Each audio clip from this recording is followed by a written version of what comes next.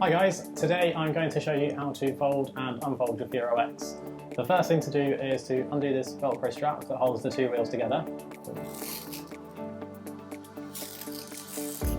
And then the next thing to do is to unfold the bike.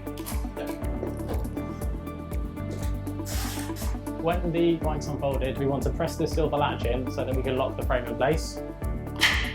So the next thing that we're going to do is unfold the bars, and then it's important to make sure that this red lever is open before the bars go on, so then it can lock into place.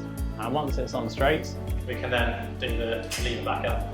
The last thing we're going to do is raise the seat post, and to do that we undo this latch here, and then we can raise the post like so, and tighten the latch back up.